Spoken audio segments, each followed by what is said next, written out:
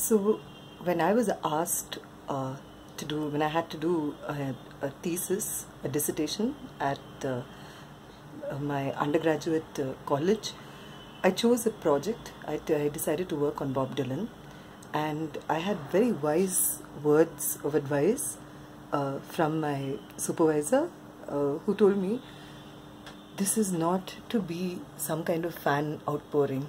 I think that was the best advice I ever got, because if I had written as one would expect me to have written in that excitement about writing with Dylan, I think it would have been, I would have done him great disservice.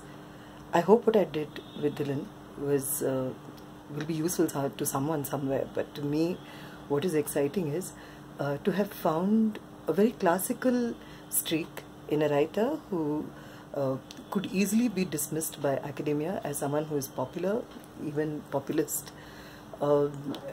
Very often we tend to dismiss writers and musicians as, relegate them to the role of popular culture artists. I think I went about it quite differently. I decided to look for, a streak of classicism in his writing, what writers like Matthew Arnold would describe as the touchstone method.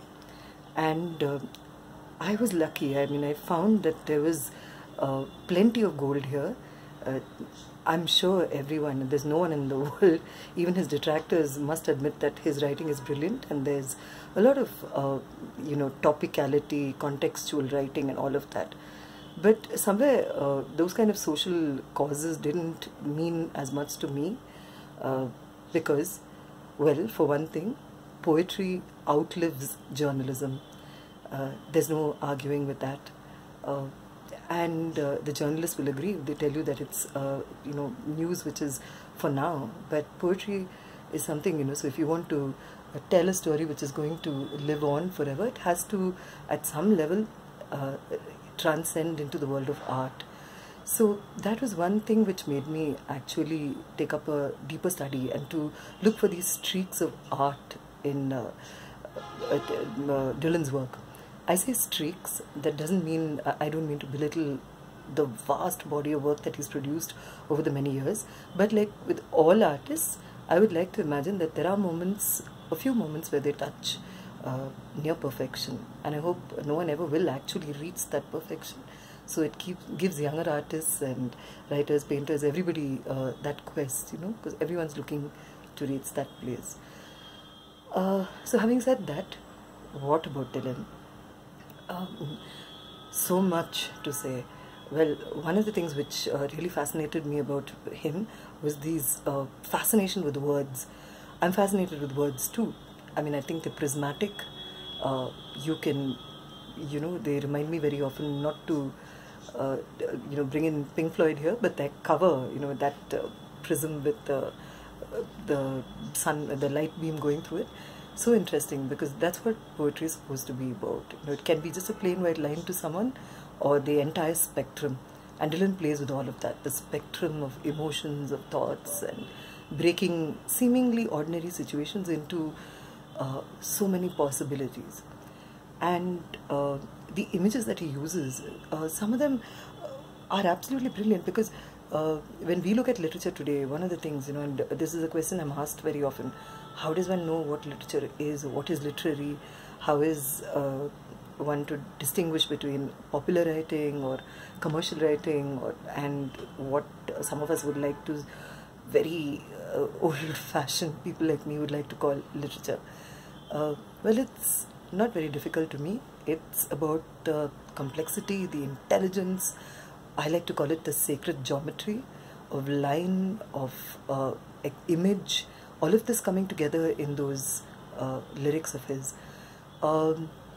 It is very difficult to do that, and I see writers like Arthur Rimbaud had predicted that the writer of the future, some of the futurist theorists also like Marinetti, had predicted that the writers of the future would not be interested in lulling the senses. With due respect to the romantics, it is not about being mellifluous, being melodious, and all of that. It was more about deranging all the senses, dérèglement de tout le sang. The idea that, I mean, I think we've all been, our senses have been so lulled and we've become comfortably numb. Nothing shocks us anymore, nothing disturbs us. And that's where I see Dylan as a poet of dissonance. And the dissent that he brings in is not just civil rights and looking at, how to, improve people's lots, but really at breaking everyday realities and numbing humdrum situations and showing us the depths lurking behind, which we probably are inured to in many ways. For instance, a song, and another thing is, I'm so amused or amazed by the fact that there have been so many covers and imitations and references and allusions to Dylan that sometimes it's easy to forget that these were ideas that he, or lyrics that he put together. For instance, one of my all-time favorite songs would be All Along the Watchtower. So rich with intertextuality, goes back, I can't even begin to tell you, I'll need a whole class for this. I use Dylan a lot in my classes. So, for instance, goes right back to, harkens back to medieval writing.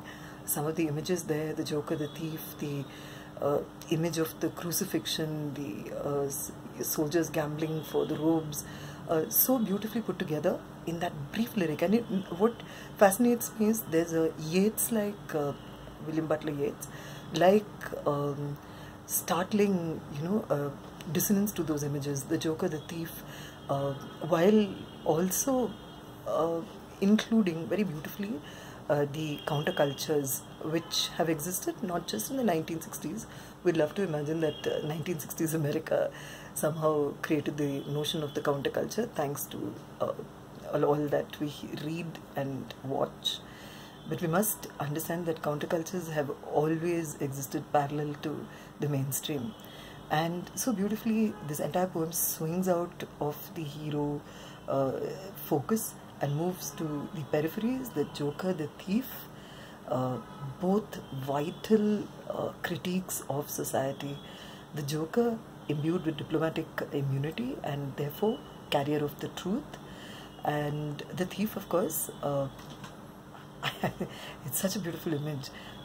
One, of course, would be the obvious reference to the crucifixion, Christ dying for truth, and I would like to think beauty in the Keatsian sense, beauty, truth. And furthermore, a rabbi once read to Dylan a very beautiful passage about seeking the community of thieves.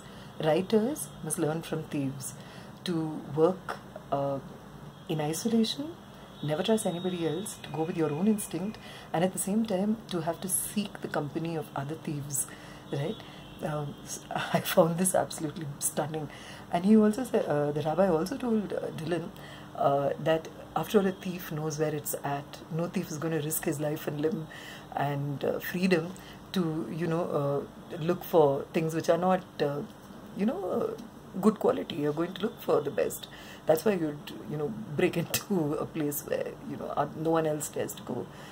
And so the Joker, the thief, for me became synonymous with, it's almost like, I know a lot of people would like to look at some of his more popular lyrics, Mr. Tambourine Man, and a whole lot of other topical things, but I think this is where he transcends into his literary best. Another lyric, which for me is so joyful and happy, is his 115th Dream, because it's such a riot, it's surreal, and there's no getting away from it. It's the idea of America which has lured a lot of us into thinking about freedom and the land of the free, and it's also its chaotic freedom of speech and freedom of thought and expression, which has given America that surreal idea, the feel to it. I could say so much more about that song, but then coming back to, so I was never totally enamored by Dylan's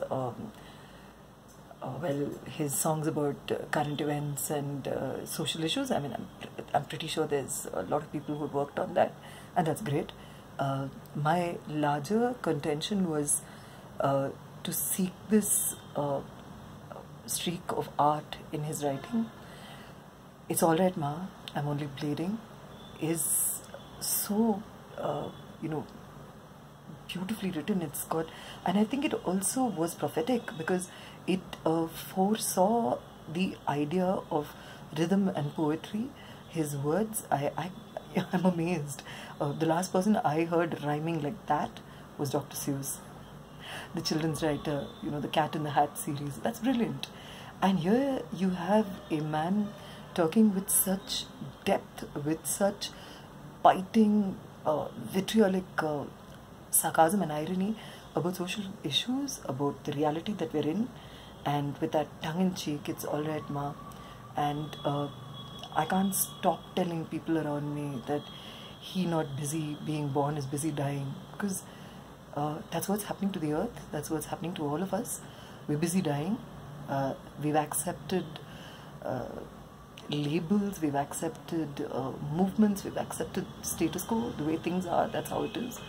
And that's exactly what we shouldn't be doing. We should be asking ourselves, we shouldn't be dying, we should be being, you know, being born all the time. I have had a very indulgent relationship with Dylan. I've looked at all his various avatars. I've learned one thing from him: to reject these successes. They don't really mean anything. I mean, they're here for a day and gone tomorrow. So what is the Nobel? Who decides what a Nobel is? I've said it before and I'll say it for a long time to come. Artists, I don't believe, need awards. Yes, awards are fun, awards are entertainment and glamorous and all of that, but I don't think that's what we need per se. I think what an artist needs is funding and space, right? I think sometimes the space is more important than the funding. Funds will come, funds will go. There will always be someone who sees money and possibilities with the artist. But I think what is really important is for artists to have that space. That is so difficult in today's world. So these are some of the things that, you know, for me have marked my journey with, I'd like to think, the quest for truth, for beauty, all of these. Dylan has been one of the people who has informed my opinions. I don't like to, you know, obsess over a writer or an artist, but it's really hard to go away from Dylan. I tried. I went away for a couple of years imagining that he was a teenage fantasy part of my growing years, but the lyrics come back to you. They you know, at weird places. You're sitting at you're putting a curriculum together and suddenly a line hits you and you suddenly have someone saying something about, you know, writing should be this, that and the other, and you're thinking, he becomes your touchstone, as I said, and so rich with allusions. Of course, it's so typical of Dylan to deny his scholarship. I know, I can already see the eyebrows going up. Would you call that scholarship? But yes, in the, and I'm pretty sure everybody's heard this and knows about the various comparisons and the Diogenes of Sinope and the idea of rejecting social rewards and sanctions for the truth. And I think that is what he has done successfully. Coming to the Nobel, it was amusing to say the least, and I was waiting to see, you know, I really didn't ever imagine he'd actually accept it, and he did, which is interesting too. There he proved us wrong again. I never ever thought he would. But what was really fascinating was, I'm not sure whether everyone remembers, we don't talk about it too much, it's so embarrassing, that there were accusations of his acceptance speech being plagiarized. And of course, like I said, it's a very indulgent relationship I have with him. I don't know, I wouldn't like to, I mean, plagiarism is disgusting. It's also a good tool of satire. I'd like to think that was him showing the Academy that a Nobel is not going to make a difference to anybody. He's not going to be flattered into, wow, here's this guy, he's a Nobel laureate, and he's going to sit down and, tack that to his front door or something. That's been very fascinating. I wish more people would concentrate on quality, on technique. Look at his writing. I mean, it's a technical delight. The craft is brilliant. And for those of us who feel that, you just sit down there and there's a flash of, especially the kind of writing that you see on social media today, which is a burden on any thinking person, because no one wants to hear your deepest, darkest secrets, which are so esoteric that we don't really care. I mean, with due respect to those who are looking for sympathy and some kind of affection, look at Dylan.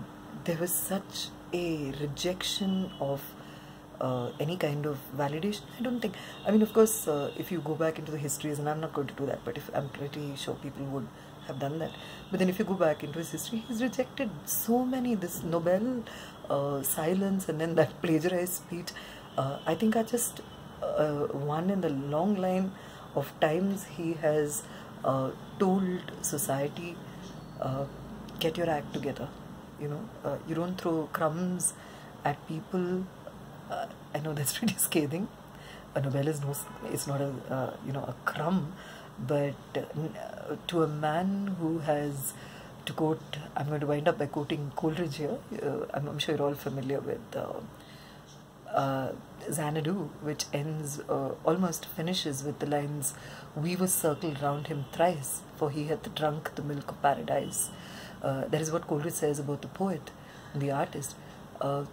What can anyone give a man who has drunk the milk of paradise?